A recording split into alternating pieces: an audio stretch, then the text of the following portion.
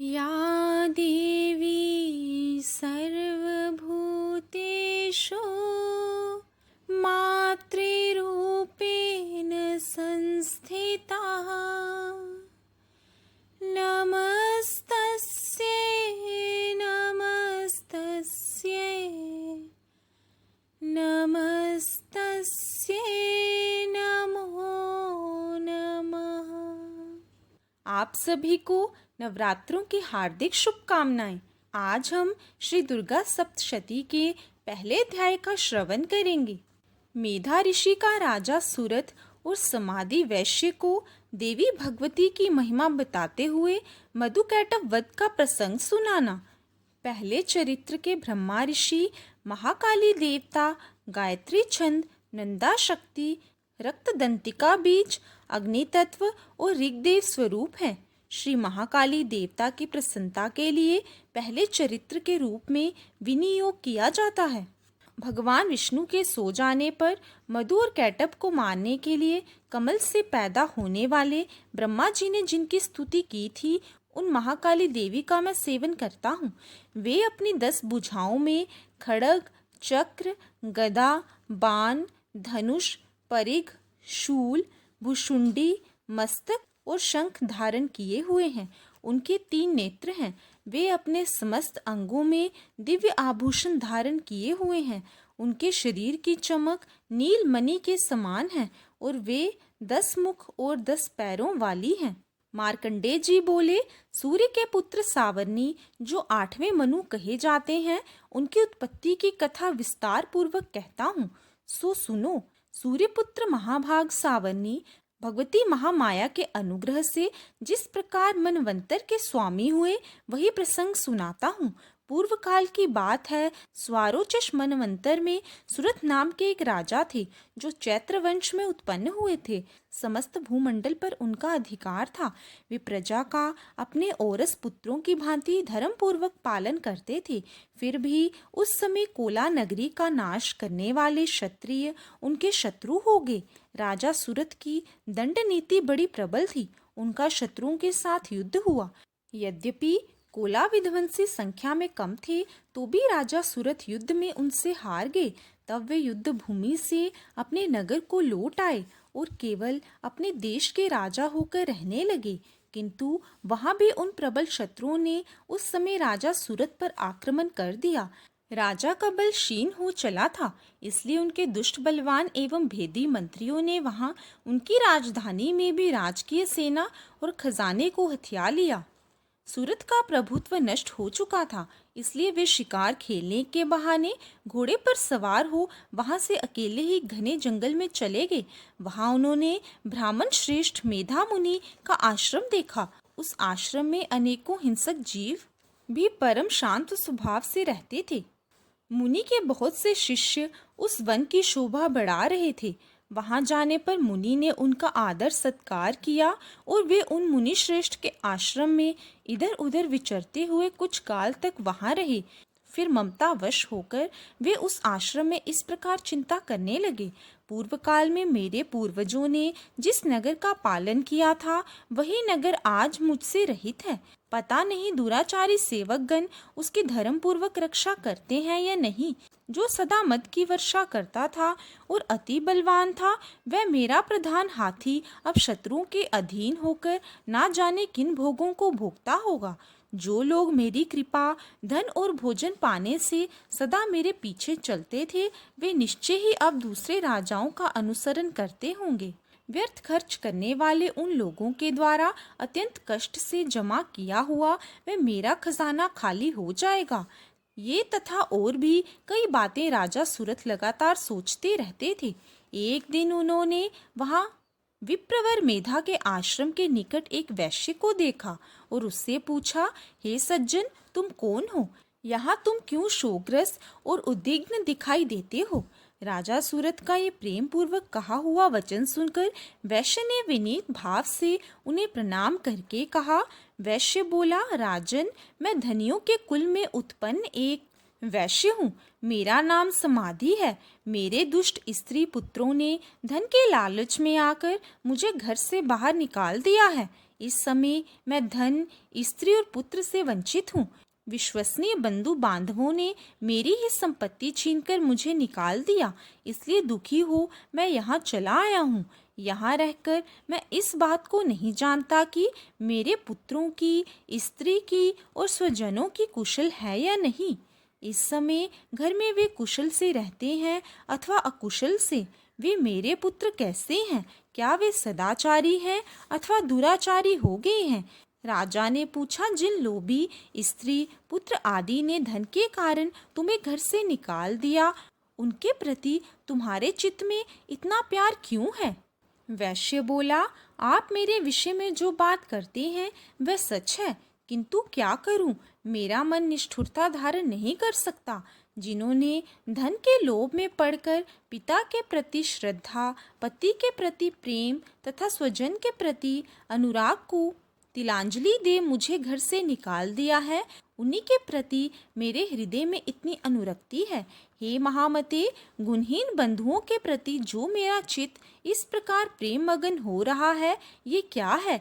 इस बात को मैं जानकर भी नहीं जान पाता। उनके लिए मैं लंबी सांसें ले रहा हूँ और मेरा मन अत्यंत दुखित हो रहा है। उन लोगों में प्रेम का सर्वथा अभाव है, तो भी उनके प्रति जो मेरा मन निष्ठुर नहीं हो पाता, इसके लिए क्या करूं? मार्कंडेय जी बोले, हे ब्राह्मण, तदंतर राजाओं में श्रेष्ठ सुरथ और वह समाधि नामक वैश्य दोनों साथ साथ मेधा मुनि की सेवा में उपस्थित हुए और उनके साथ यथा योग्य न्यायानुकूल विनय पूर्वक बर्ताव करके बैठ गए। इसके बाद वैश्य और राजा ने कुछ वार्तालाप आरंभ किया। राजा ने कहा, भगवन, मैं आपसे एक बात पूछना चाहता हूँ, उसे कृपा कर बताइए। मेरा चित्त अपने वश में नहीं है, इसलिए ये बात मेरे मन को बहुत दुख देती है।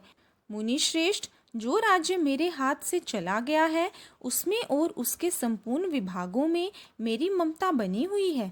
ये जानते हुए कि वह अब मेरा नहीं है, अज्ञानी की भांति मुझे उसके लिए दुख होता है। इसका क्या कारण है? इधर वह वैश्य भी घर से अपमानित होकर आया है। इसके पुत्र, स्त्री और नौकरों ने इसको छोड़ दिया है। आत्मीय जनों ने इसका परित्याग कर दिया है, तो भी इसके हृदय में उनके प्रति अत्यंत स्नेह है। इस प्रकार ये तथा मैं दोनों ही बहुत दुखी हैं। जिसमें प्रत्यक्ष दोष देखा गया है, उस विषय के लिए भी हमारे मन में ममता के कारण आकर्षण पैदा हो रहा है। हे महाभाग, हम दोनों समझदार हैं, तो भी हमें जो मोह पैदा हुआ है, ये क्या है? विवेक शून्य पुरुष की भांति मुझ में और इसमें ये मूढ़ता स्पष्ट दिखाई देती है। ऋषि बोले, महाभाग, सब जीवों को विषय गोचर होने का ज्ञान है, और हे महाभाग, विषय भी सबके लिए अलग अलग हैं। कुछ प्राणी दिन में नहीं देखते तथा कुछ जीव ऐसे हैं जो दिन और रात्रि में बराबर ही देखते हैं। ये ठीक है कि मनुष्य समझदार होते हैं, किंतु केवल वे ही ऐसे नहीं होते। पशु, पक्षी आदि सभी प्राणियों में बुद्धि होती है। मनुष्यों का ज्ञान भी वैसा ही होता है जैसा उन मृगों और पक्षियों का होता है, तथा जैसा मनुष्यों का होता है वैसा ही उन मृग, पक्षी आदिकों का होता है। ये तथा अन्य बातें भी प्राय दोनों में समान ही हैं। समझ होने पर भी इन पक्षियों को तो देखो, ये स्वयं भूख से पीड़ित होते हुए भी मोहवश बच्चों की चोंच में कितने चाव से अन्न के दाने डाल रहे हैं। पुरुष श्रेष्ठ, क्या तुम देखते नहीं कि ये मनुष्य समझदार होते हुए भी लोभवश अपने किए हुए उपकार का बदला पाने के लिए पुत्रों की कामना करते हैं? यद्यपि उन सब में समझ की कमी नहीं है, तथापि वे संसार की स्थिति बनाए रखने वाली भगवती महामाया के प्रभाव द्वारा ममतामय भंवर से युक्त मोह के गहरे गड्ढे में गिराए जाते हैं। इसलिए इसमें आश्चर्य नहीं करना चाहिए। जगदीश्वर भगवान विष्णु की योग निद्रा रूपी जो भगवती माया है, उन्हीं द्वारा ये जगत मोहित हो रहा है। वे भगवती महामाया देवी ज्ञानियों के भी चित्त को बलपूर्वक खींचकर मोहग्रस्त कर देती हैं। वे ही इस सारे चराचर जगत की सृष्टि करती हैं, तथा वे ही प्रसन्न होने पर मनुष्यों को मुक्ति के लिए वरदान देती हैं। वे ही पराविद्या, संसार बंधन और मोक्ष की कारणभूता सनातनी देवी तथा संपूर्ण ईश्वरों की भी अधीश्वरी हैं। राजा ने पूछा, भगवन, जिन्हें आप महामाया कहते हैं, वह देवी कौन है?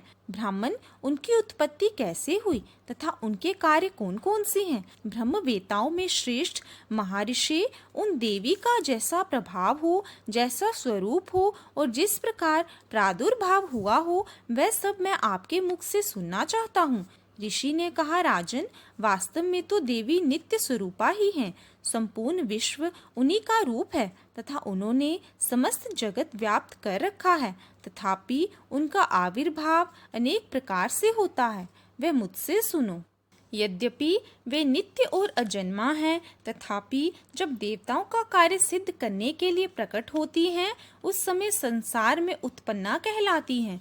कल्प के अंत में जब संपूर्ण जगत एक ही महासागर में डूब रहा था और सबके प्रभु भगवान विष्णु शेषनाग की छैया बिछाकर योग निद्रा में लीन हो सो रहे थे, उस समय उनके कानों की मैल से दो भयंकर असुर उत्पन्न हुए, जो मधुक और कैटब के नाम से प्रसिद्ध थे। वे दोनों ब्रह्मा जी का वध करने को उद्यत हो गए। भगवान विष्णु के नाभि कमल में विराजमान प्रजापति ब्रह्मा ने जब उन दोनों भयानक असुरों को अपने पास मारने के लिए आता और भगवान को सोया हुआ देखा, तो एकाग्रचित होकर उन्होंने भगवान विष्णु को जगाने के लिए नेत्रों में निवास करने वाली योग निद्रा की स्तुति आरंभ की, जो इस विश्व की स्वामिनी, जगत को धारण करने वाली, संसार का भरण पोषण और संहार करने वाली तथा तेज स्वरूप भगवान विष्णु की अनुपम शक्ति है। उन्हीं भगवती निद्रा देवी की भगवान ब्रह्मा स्तुति करने लगे। ब्रह्मा जी ने कहा, देवी, तुम्ही स्वाहा, तुम्ही स्वधा और तुम्ही वष्टकार हो। स्वर भी तुम्हारे ही स्वरूप हैं। तुम्ही प्राणदायिनी सुधा हो। नित्य अक्षर प्रणव में अकार, उकार, मकार इन तीनों मात्राओं के रूप में तुम्ही स्थित हो तथा इन तीन मात्राओं के अतिरिक्त जो बिंदु रूपा नित्य अर्ध मात्रा है, जिसका विशेष रूप से उच्चारण नहीं किया जा सकता, वह भी तुम्ही हो। देवी, तुम्ही संध्या, सावित्री तथा परम जननी हो। देवी, तुम्ही इस सकल ब्रह्मांड को धारण करती हो। तुमसे ही इस जगत की सृष्टि होती है। तुम्ही से इसका लालन पालन होता है और सदा तुम्ही कल्प के अंत में सबको अपना ग्रास बना लेती हो। जगन्मयी देवी, इस जगत की उत्पत्ति के समय तुम सृष्टि रूपा हो, पालन काल में स्थिति रूपा हो तथा कल्पांत के समय संहार रूपा हो। तुम्ही महाविद्या, महामाया, महामेधा, महास्मृति, महामोह रूपा, महादेवी और महासूरी हो। तुम्ही तीनों गुणों सत्व, रज और तम को उत्पन्न करने वाली सबकी प्रकृति हो। भयंकर काल रात्रि, महारात्रि और तुम्ही बोध स्वरूपा बुद्धि हो। लज्जा, शांति और क्षमा, पुष्टि, तुष्टि भी तुम्ही हो। तुम शूलधारिणी, घोर रूपा, खड्गधारिणी तथा गदा, चक्र, शंख और धनुष धारण करने वाली हो। बाण, भुशुंडी और परिघ ये भी तुम्हारे अस्त्र हैं। तुम सौम्य और सौम्यतर हो। इतना ही नहीं, जितने भी सौम्य एवं सुंदर पदार्थ हैं, उन सबकी अपेक्षा तुम अत्यधिक सुंदरी हो। पर और अपर, सबसे परे रहने वाली परमेश्वरी शक्ति तुम्ही हो।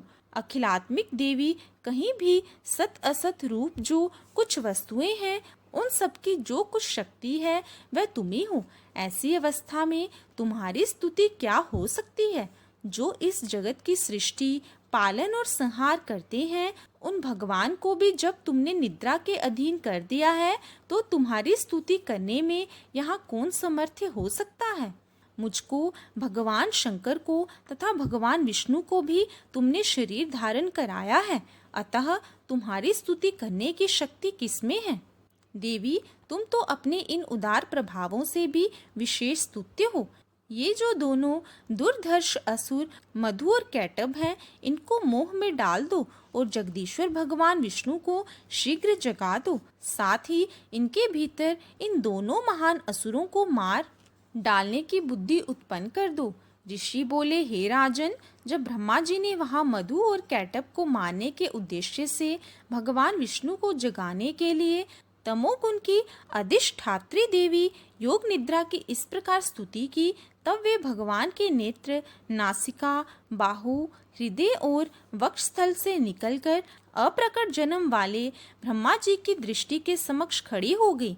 योग निद्रा से मुक्त होने पर जगत के स्वामी जनार्दन उस एकार्णव के जल में शेषनाग की शैया से जाग उठे। फिर उन्होंने उन दोनों असुरों को देखा। वे दुष्ट आत्मा मधु और कैटब अत्यंत बलवान तथा पराक्रमी थे और क्रोध से लाल लाल आंखें किए ब्रह्मा जी को खा जाना चाहते थे। तब भगवान श्री हरि ने उठकर उन दोनों के साथ 5000 वर्षों तक केवल बाहु युद्ध किया। वे दोनों भी अत्यंत बल के कारण मदोन्मत्त हो रहे थे। इधर माया ने भी उन्हें मोह में डाल रखा था। इसलिए वे भगवान विष्णु से कहने लगे, हम तुम्हारी वीरता से प्रसन्न हैं, तुम हम लोगों से किसी वर की कामना करो। श्री भगवान बोले, यदि तुम दोनों मुझ पर प्रसन्न हो तो अब मेरे हाथ से मारे जाओ। बस इतना सा ही मैंने वर मांगा है, यहाँ दूसरे किसी वर से क्या लाभ। ऋषि ने कहा, इस प्रकार धोखे में आ जाने पर जब उन्होंने संपूर्ण जगत में जल ही जल देखा, तब कमल नेत्र भगवान विष्णु से कहा, जहाँ पृथ्वी जल में डूबी हुई ना हो वहीं हमारा वध करो। ऋषि बोले, तब तथास्तु कहकर शंख चक्र और गदा धारण करने वाले भगवान ने उन दोनों के मस्तक अपनी जांघ पर रखकर चक्र से काट डाले। इस प्रकार ये देवी महामाया ब्रह्मा जी की स्तुति करने पर स्वयं प्रकट हुई। अब आगे तुमसे उनके प्रभाव का वर्णन करता हूँ, सुनो। इसी के साथ श्री दुर्गा सप्तशती का मधु कैटब वध नामक पहला अध्याय समाप्त होता है। कथा अच्छी लगी हो तो वीडियो को लाइक करना और चैनल को सब्सक्राइब करना ना भूलें।